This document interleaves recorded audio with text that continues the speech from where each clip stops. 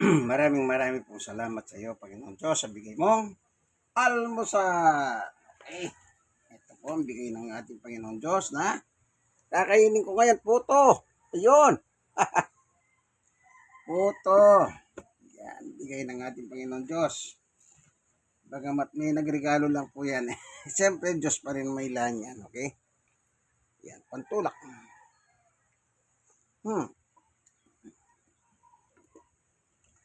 Itong putong ito, kailangan mayroong talagang pantulak.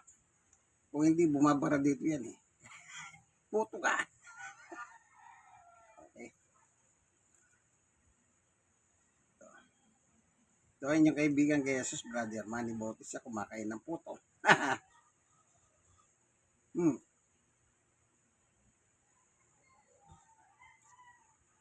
Lako.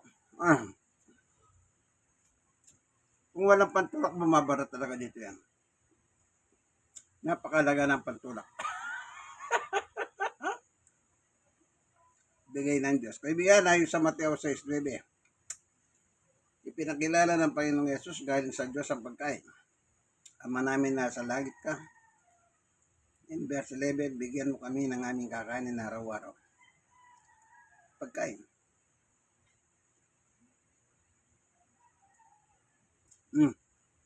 Pakainin.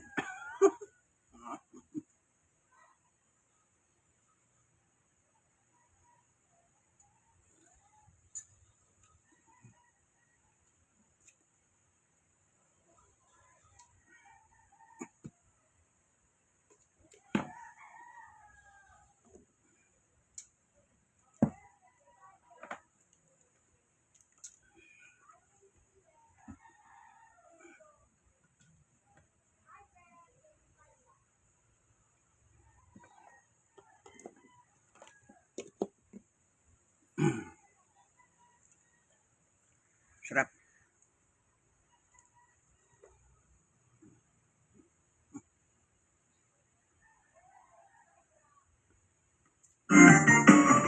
Meron cheese sa babaw. Yeah, dati na yun. Basta may designated na high-risk area, pwede mag-reduce yung seafarer. Kaya di ba babasa bago pumunta yung sa high-risk area? For example, ikaw ay tutuloy. Meron bang risk pay na kaakibat mo? Meron. Talaga. Anyway, hanggang dito na. Dahil sa dulo, hindi AI ang sisira sa atin, kundi ang maling paggamit nito ng mga taong walang prinsipyo. Mga kababayan, ako, si Dr. Jose Rizal, at ngayong kaarawan ito, hindi ko hiling ang monumento o palakpakan. Hiling ko ang paggising ng isip, paggising ng puso, at pagbangon ng bayan. Walang tunay na pag-asa kung walang tunay na pagkilos. At ang pagkilos ay nagsisimula sa iyo.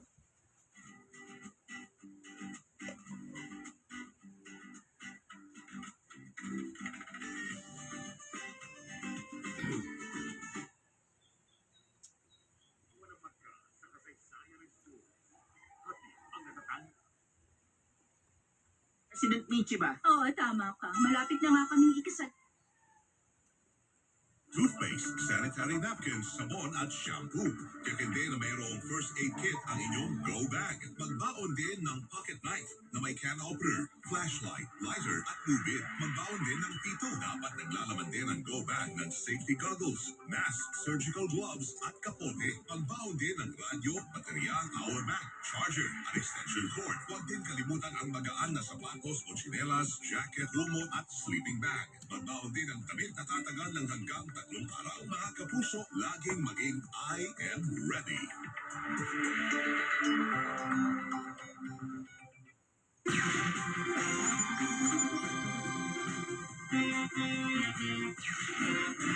Kailangan talaga may pantulak.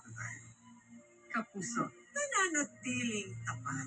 Ginagawa ang nalalapat. Patuloy na nagsisikap. Mula noon hanggang ngayon. Ibinibigay ang lahat. Para sa Pilipinas.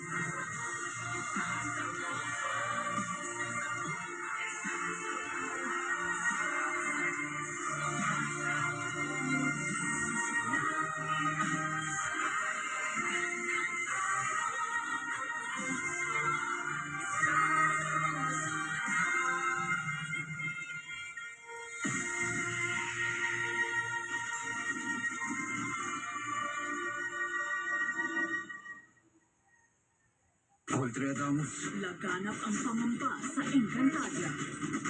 Maaari ikaw na insaktan ng iyong ina o higit pa ni Kermit na. Totoo ba na ikaw ay nagsinungaling sa akin? Gusto naman mo kayo ay iwan ni Lolo?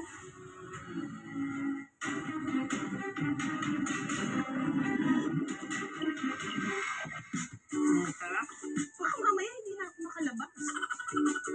Sa Pinasarap, samahan niyo kami mabusog. At mamangha At mahuli natin. Ay, Diyos ko, oh my God. sa Coron, Palawan.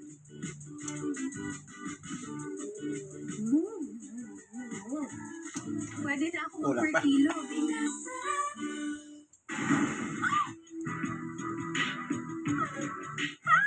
Hi, June! Double O? Hell no. Night and day. Saturday, 12 noon on GTV. Sa 75th anniversary ng GMA, ang GMA Affordabox, $699 na lang. Kaya enjoy na ang lahat ng Kapuso Digital Channels. Panoorin ang inyong favorite shows gamit ang GMA Affordabox. Siguradong mas malinaw, mas makulay, at mas maganda ang inyong panonood. Winner talaga! GMA Affordabox, $699 na lang.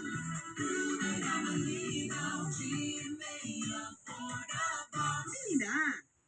You're watching Double B TV on GTV.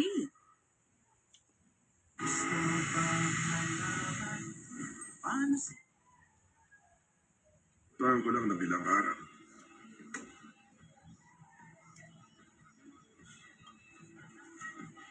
At yung bubong na. Bubong? Ano naman ang gagawin mo sa bubong? Lilinawin ko lang. Rarentahan mo ang bubong lang sa halagang $500. DEAF, deal. Nagala ka ba? Magandang hapon. Magandang hapon din sa'yo. Nakita ka na kagabi sa aksidente dun sa Highway 40. Napadaan ako. Ano ang pangalan mo? Donovan Keys. Mr. Keys, ano ginagawa mo ron? May nilabag ba akong batas? Wala.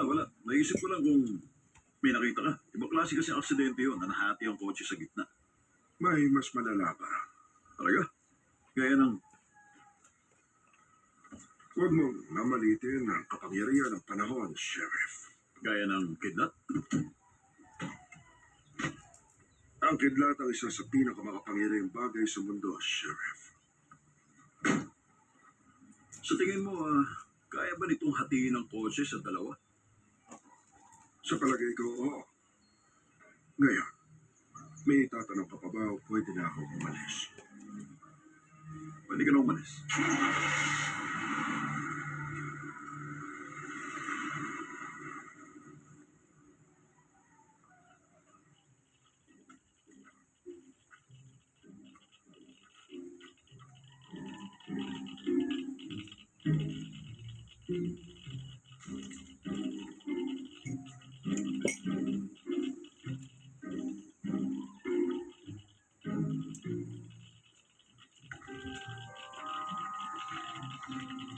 Yes na. Tama na.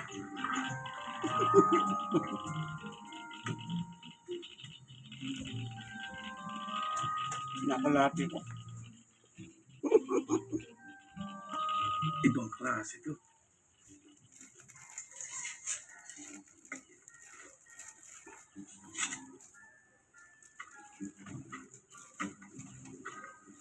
Ang mga tama sa kotse at sa kalsada ay pareho rin ang mga tama rito. Kung titignan, hindi random. Parang may sinusundang direksyon. Ano? Alam ng pigdat kung saan pupunta? Nakita na namin nangyari ito dati. Ibig mo sabihin may isip ang paggalaw nito. Oo, sa mga karaniwang lightning storm, ang strikes ay random. Pero sa sudden high energy storm, parang may sinusundan silang pattern. Isang pattern na humati dun sa kotse. Mhm. Ayon dito, sa police report, 2 tao ang sakay ng kotse at nakita sila doon sa gubat. Patay ang isa at durog ang katawan. Yung isa naman walang malay. Teka, lilinawin ko lang. Sinasabi nyo na inatake ng kidlat ang kotse at hinati sa dalawa at hinabol sila hanggang sa gubat. Sinasabi nyo na may isip yung kidlat? Yun ang tanong. Paano kung may isip niya ang kidlat? Isang uri ng nilalang na hindi pa nakikita. Isang nilalang nagawa sa pure energy. Oo, baka naman isang normal na pangyayari na may nangyayari sa kidlat at na-attract ito sa tao. Kung ano man yun, kailangan alamin natin to at hanapin. Scientific to. Para saan to? Pag tumama ang kidlat, sobrang umiinit ang lupa. At tinutunaw nito ang lupa at nagiging glass. Oo, fulgurites. Alam ko yun. Okay. Tingnan natin kung may makuha tayong fingerprints na to.